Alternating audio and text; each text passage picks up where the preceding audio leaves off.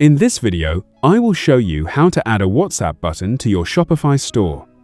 First, sign in to your Shopify account and open your store. From the left sidebar, click Apps. When the pop-up opens, scroll down and click Shopify App Store to open it in a new tab.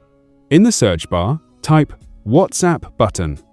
You'll see several apps, but in this tutorial, we'll use WhatsApp button by Ease, which offers a free plan. Open the app page, and you can preview how the WhatsApp button will appear on your store.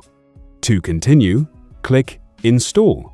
Then click Install again to grant the required permissions.